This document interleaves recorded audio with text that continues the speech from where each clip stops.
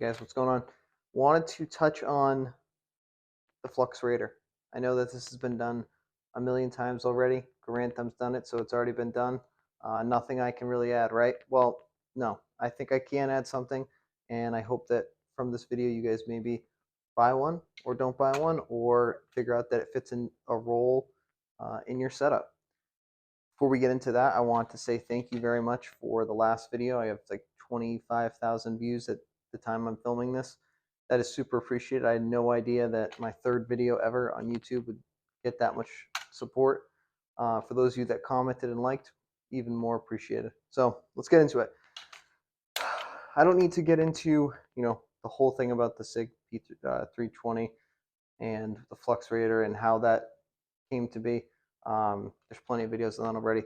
For those of you that don't know, this is a SIG 320 fire control unit, SIG 320 slide. Everything else is aftermarket. This beforehand lived its life as a police issue SIG P320, just a regular old duty gun. I ended up putting it in this, which is the Flux Raider. I bought it about a year ago. Had some pretty good luck with it. I really enjoy it, and I wanted to just touch on some of the quirks with it and maybe how I see to use it, and then how you can use it in your kit. So working up front, Surefire X300, need not be said, best light in the game, hands down. Had a mod light PL350, it sucked, would not recommend. X300 is the way. A couple things from tactical development, one of them being this rip stick here to charge the firearm, one of them be the TacDev finger stop. I can't remember the name off the top of my head. So this allows you, and once again, before we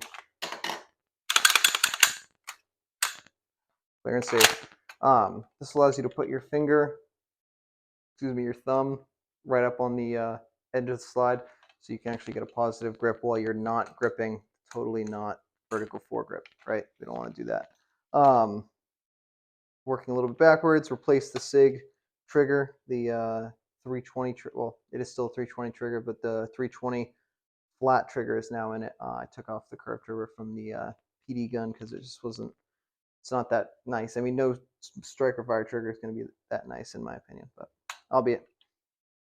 One little thing, I just put the safety delete from Armory Craft on. Kind of neat. Prevents you from getting your hand pinched. I know, soft hands. And you're actually able to manipulate the safety easier. So, sling from, oh wow, I really don't remember now. But yeah, a dude online somewhere. A dude online, obviously. I think a dude on Reddit actually makes the sling. Shout out if you know who you are. I completely forget. I'm sorry. But have this little neat thing from IWA, maybe? Oh, I don't know who makes that. And it allows me to keep my 1-point sling, put it into a 2-point. I'm not a big fan of 1-points normally, but in this capacity for a PCC or a bag gun, 1-point is really the way.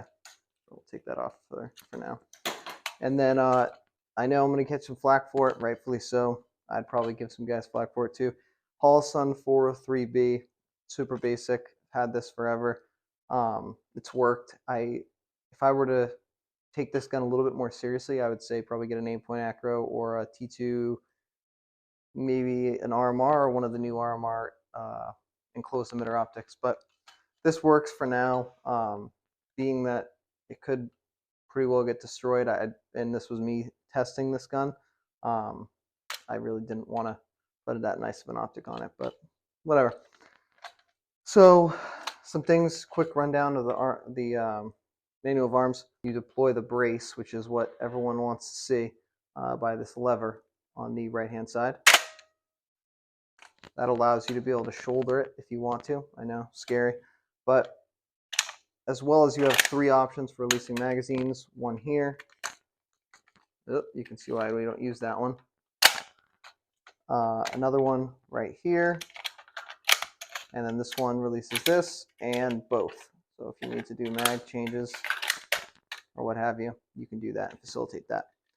What makes the Flux Raider so interesting and I think important is that if you already have a SIG P320 and you're like, wow, I don't want to carry this thing because it's going to AD, then yeah, maybe you should probably run this because it has a manual safety, which I can totally appreciate, and especially in a SIG P320 configuration.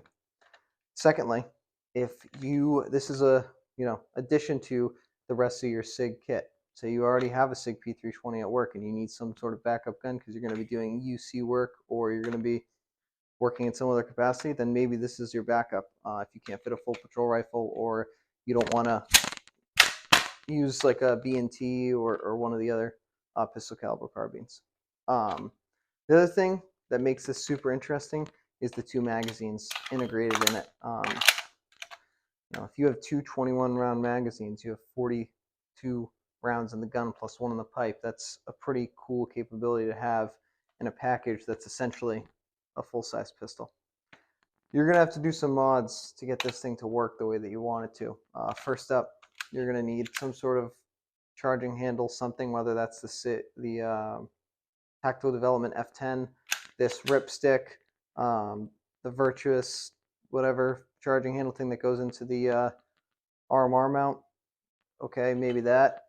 You need an optic. You can't see through these little peephole windows, especially if you're going to be stressed out in a bad situation.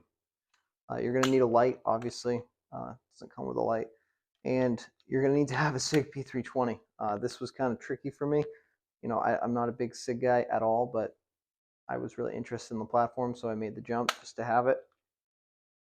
Other than that, it's pretty much ready to go, ready to run. Some applications for this. Putting it in a bag is really the main one. Let's see if I can do this one-handed.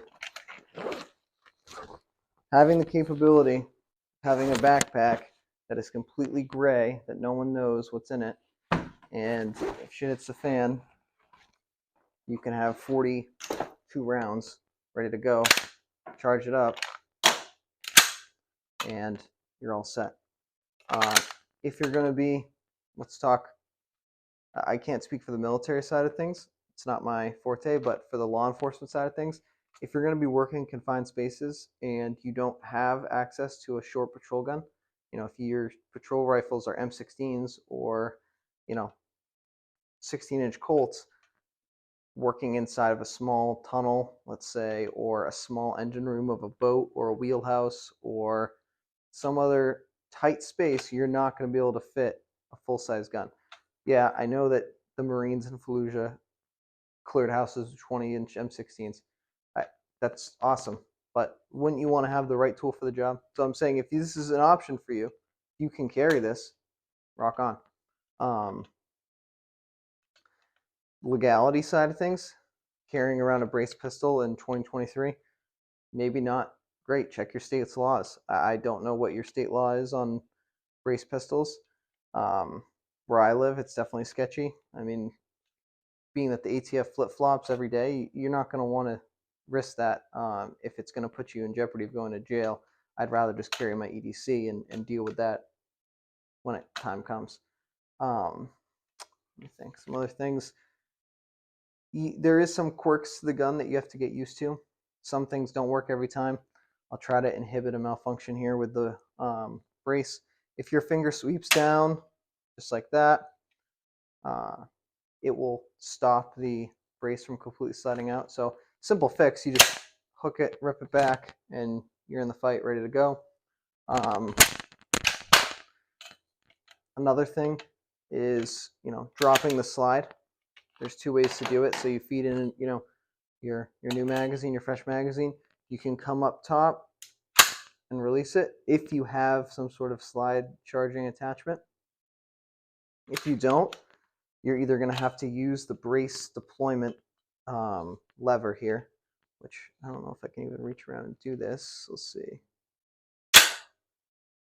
What it does is it half charges the brace and then drops your slide. So then you're going to have to do the same thing, rip it back out.